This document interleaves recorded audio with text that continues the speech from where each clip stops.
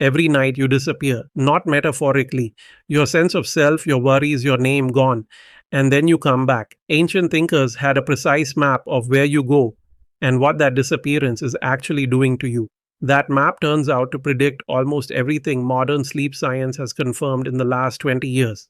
In this video, I'll show you number 1, why deep sleep is the closest your mind ever gets to its natural state, and why that explains why it's so restorative. Number 2, what the Vedic map of consciousness gets right that neuroscience is only now catching up to. Number 3, how meditation is essentially a technology for accessing the peace of deep sleep while you're fully awake. Let's get into it. A researcher at UC Berkeley named Matthew Walker ran an experiment where he sleep deprived a group of people for 35 hours and then showed them emotionally provocative images. The emotional centers of their brains fired 60% more intensely than the rested group. But the part that stopped me wasn't the number, it was this: the connection between the emotional brain and the prefrontal cortex, the part that applies reason and context, had gone almost completely offline. They weren't just tired, they were, in a measurable biological sense, a different person.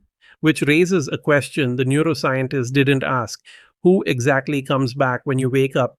There's a concept in Vedic philosophy called the three avastas, three states of consciousness that every human being cycles through every single day: waking, dreaming, and deep dreamless sleep.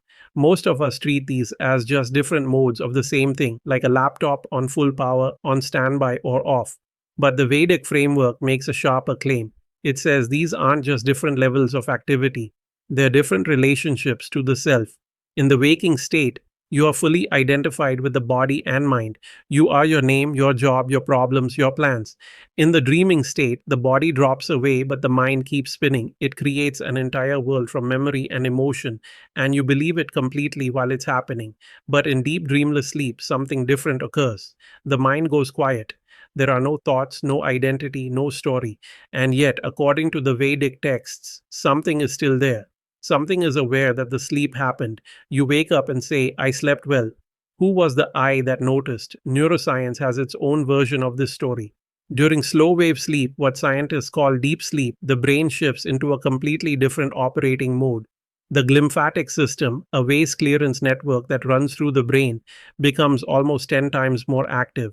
It flushes out metabolic byproducts, including amyloid beta, the protein associated with Alzheimer's disease.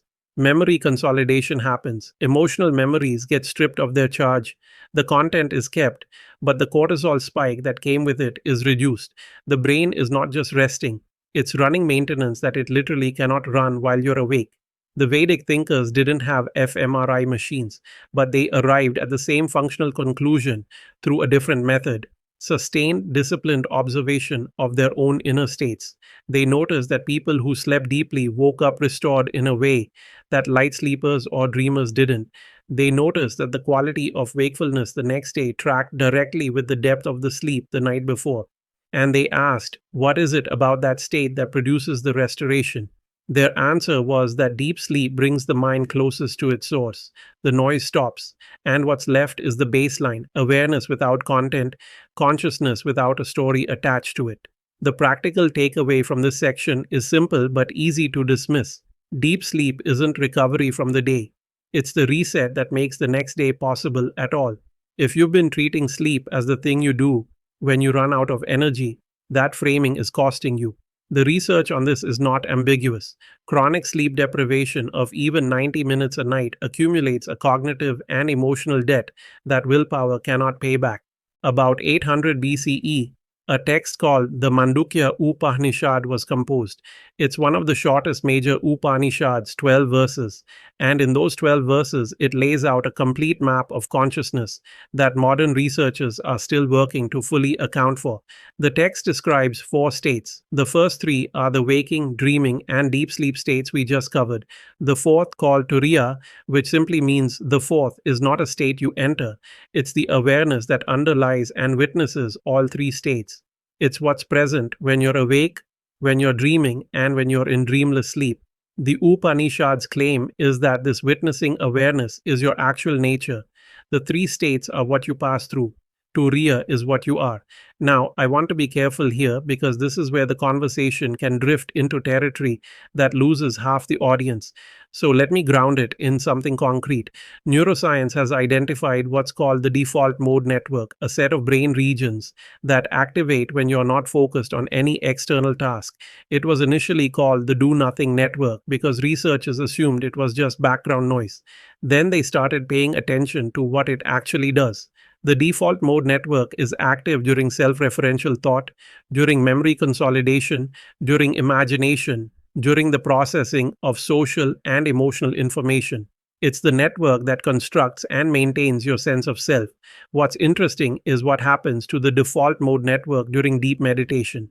In experienced meditators, people with thousands of hours of practice, the default mode network quiets significantly.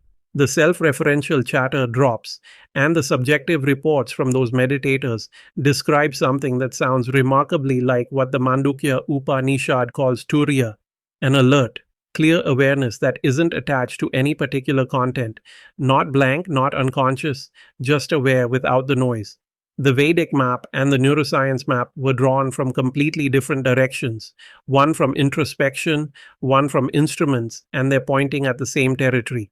That convergence is worth taking seriously, regardless of your philosophical starting point. The Vedic framework names something that the neuroscience data implies but hasn't fully theorized, that beneath the constructed self, beneath the default mode network's narrative, there is a baseline awareness, and that baseline is not something you build.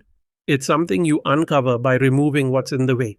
The practical implication of this is significant. If the peace you feel after deep sleep isn't created by sleep, if sleep just removes the interference that was blocking it, then that peace is not dependent on sleep alone. That's the thread that pulls us into the third section. Most people who try meditation quit within 2 weeks, and the reason is almost always the same. They sit down, close their eyes, and immediately discover that their mind is loud. Thoughts about the meeting, the argument, the grocery list, the thing they said 6 years ago that still makes them cringe. They assume this means they're bad at meditation. They're not. They just didn't know what they were actually trying to do. Meditation, in the Vedic framework, is not a relaxation technique. It's not stress management, though it produces those effects. It's a specific practice of consciousness and sleep science applied while awake, training the mind to move through the dreaming and thinking layers and settle into the same quiet that naturally occurs in deep sleep. The goal is not to stop thoughts. The goal is to stop being pulled by them, to remain the witness rather than the participant. The neuroscience of meditation confirms this at a structural level. Regular meditation practice increases slow wave activity in the brain even during waking states. It reduces default mode network hyperactivity.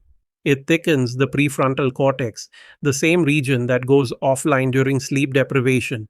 And perhaps most relevantly, it improves the quality of deep sleep itself, not just the quantity. The depth. Meditators spend more time in slow wave sleep than non meditators of the same age. The practice and the state reinforce each other. But the Vedic framework offers something that the neuroscience data doesn't yet explain. It offers a reason why this works. The mind is not naturally chaotic. Chaos is what happens when awareness gets tangled in content, in sensation, memory, projection, identity.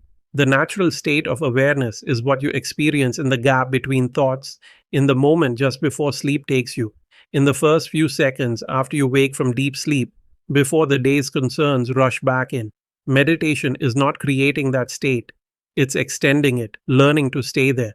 There's a specific technique that maps directly to this. It comes from a practice called nidra, literally yogic sleep, which is designed to walk the mind deliberately through the waking, dreaming, and deep sleep states while maintaining a thread of conscious awareness throughout.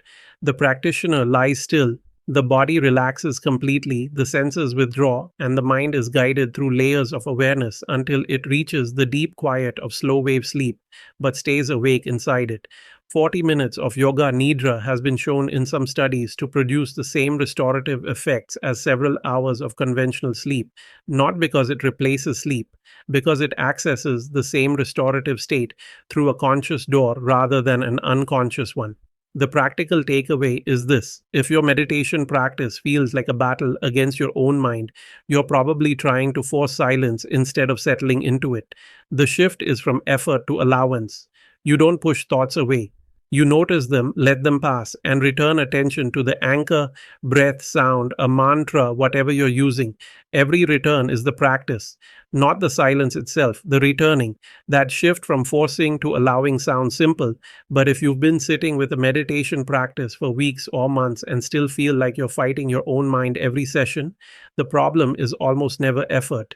It's usually one specific thing in the approach that's off, and it's different for every person. If that's where you are right now, I want to offer you something concrete. There's a free consultation call I do, 15 to 30 minutes, one on one. No pitch, no agenda other than figuring out exactly where you're stuck. You'll walk away from that call with a clear next step for your specific situation, whether we ever work together again or not. The link to book is in the description at dailymindreset.com/consultation. It takes about 90 seconds to fill out the form. If the spot is open, grab it. If this kind of thinking is useful to you, subscribe. We put out one video a week and everyone is built around the same idea: ancient frameworks, modern evidence, practical application. One question I'm genuinely curious about: when you wake up from a really deep sleep, there's that brief moment before the day's concerns come back. What does that moment feel like to you?